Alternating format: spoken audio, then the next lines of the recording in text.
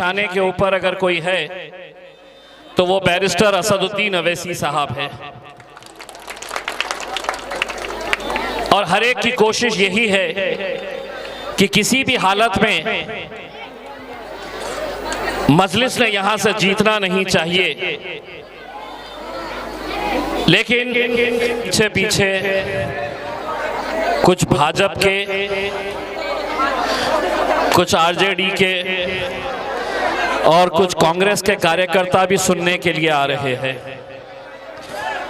अब आप पूछेंगे और मुझसे कहेंगे कि यहाँ तो इनमें से कोई भी नहीं है करके, लेकिन मैं 2 दिन से देख रहा हूँ वो इंसान की शक्ल में नहीं आ रहे हैं, वो कीड़ों की शक्ल में आ रहे हैं। वो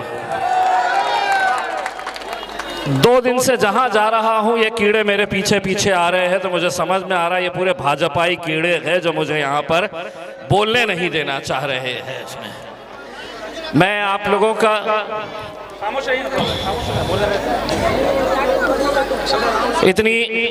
इतनी प्यारी नज़्म आपने एक बहुत ही खूबसूरत आवाज़ में अदनान प्रतापगढ़ी से आपने सुनी है, और उसमें का एक मिसरा जो मुझे सबसे अच्छा पसंद आता है और जो मैं बार बार सुनना चाहता हूँ, आप लोग भी सुनना चाहते हैं, जिसे खुद से अपनी बीवी ना संभले वो देश क्या संभालेगा, वो देश क्या खाक संभालेगा।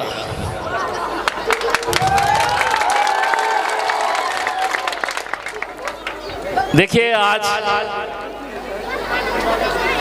10 दिनों से हम लगातार हमारे मजलिस के उम्मीदवार सरवर आलम साहब के लिए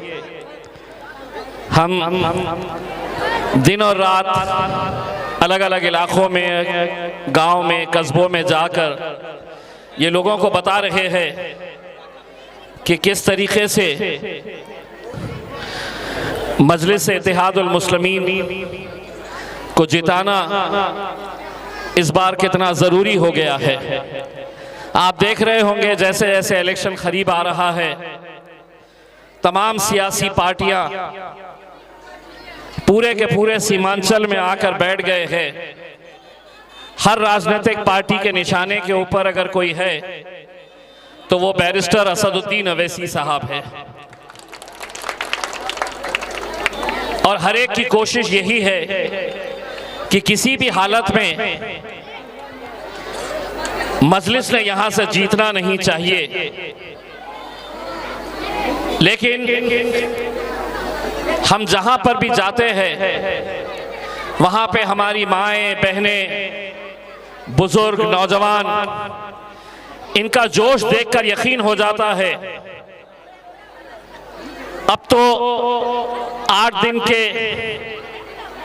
इस सीमांचल के दौरे के बाद मैं तो ये दावे के साथ कह सकता हूं कि आज तेजस्वी यादव साहब यहां पर आए थे कोचाधामन में। मुश्किल से 3 दिन बचे हुए हैं। अब अगर सरवर आलम साहब वो अकेले इलेक्शन नहीं लड़ रहे हैं, उनके साथ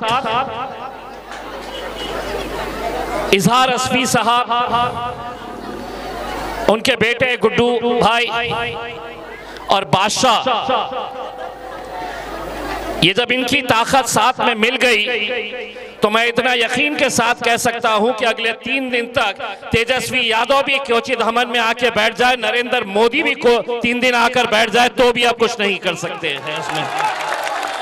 क्योंकि ये अल्हम्दुलिल्लाह यहाँ की आवाम ने तय कर चुकी है कि इस बार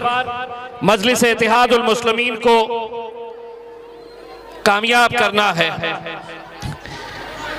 दोस्तों, हमने पिछले कुछ दिनों के अंदर जो सरवर आलम साहब के मुखालिफिन हैं उनके ताल्लुक से कुछ बातें कही। मुझे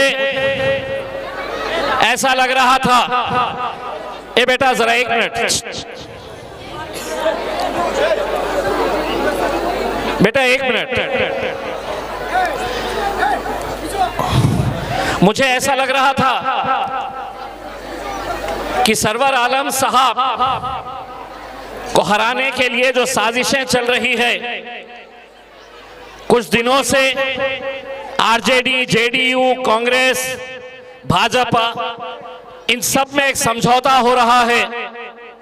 कि इलेक्शन जैसे करीब आएगा हम आपस में समझौता कर लेंगे, लेकिन वोट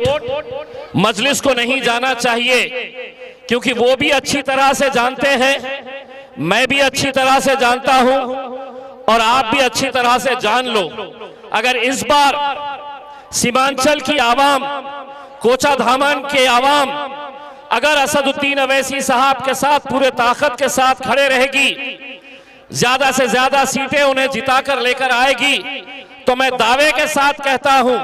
कि 2029 का जब इलेक्शन आएगा तो सबसे ज्यादा सीटें मजलिस की अगर किसी राज्य से चुनकर आएगी तो वो बिहार से चुनकर आएगी इंशाअल्लाह। उसके अंदर इसलिए कि मैंने यहां पर अपनी माओ और बहनों की तड़प, असदुद्दीन अवैसी साहब के लिए बुजुर्गों की दुआएं, नौजवानों का जोश जो मैंने देखा है,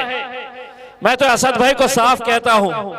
असद भाई ये दीवानगी ना तो हैदराबाद में देखने को मिलती है, ना औरंगाबाद में अब देखने को मिलती है, अब वो सिर्फ सीमांचल में यहां पर अल्हम्दुलिल्लाह आप लोगों ने ऐसा माहौल बनाए है। मुझे आज भी याद है 15 साल पहले जब हम आए थे यहां पर, तो हमारी माओ और बहनों को हम घरों में जाकर मोबाइल के जरिए दिखाते थे कि ये असदुद्दीन अवैसी है, ये हैदराबाद के सांसद है, ये आपकी आवाज उठाते हैं, आपके लिए लड़ते हैं। 15 साल के बाद जब दोबारा आए हैं, चाहे वो हमारी माँ बहनें हो, कोई बुजुर्ग शख्स हो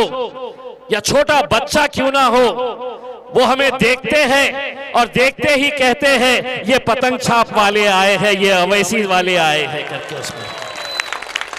मेरे भाई, आज जब मैं महाराष्ट्र से आता हूं, मुंबई हो, पूना हो, मेरे अपने शहर औरंगाबाद हो, मैं कितने अपने बिहार के नौजवानों को वहां पर होटलों में काम करते हुए, वहां पर बेकरी में काम करते हुए, वहां पर छोटा मोटा कारोबार करते हुए हमने देखा है। कोई माँ बाप अपने बच्चे को इतने दूर भेजना नहीं चाहते हैं, लेकिन इनकी मजबूरी है, क्योंकि यहां पर ना तो तालीम की कोई सुविधा पैदा की गई है बच्चों के लिए, ना तो कोई स्कूल अच्छा है, ना कॉलेज अच्छा है, ना रोजगार के लिए कोई इंडस्ट्री है, कोई फैक्ट्री है। मजबूरन इन बच्चों को 2 वक्त की रोटी कमाने के लिए अपने माँ बाप से हजारों किलोमीटर दूर वहां पर पेट भरने के लिए जाना पड़ रहा है। हमारी ये ख्वाहिश है कि मुंबई में जब हम जाते हैं, किसी होटल के अंदर हम किसी वेटर से पूछते हैं कि तुम कहां से हो, तो जब वो हमें बताता है कि मैं बिहार से हूं, मैं झारखंड से हूं, मैं सीमांचल से हूं, उस वक्त हम यही दुआ करते हैं कि मुंबई में हो, बेंगलोर में हो, पूना में हो, हैदराबाद में हो, हम किसी बिहार के नौजवान को मिले तो उसने कहना कि ये होटल का मैं मालिक हूं। हम आपको मालिक बनते हुए देखना चाह रहे हैं।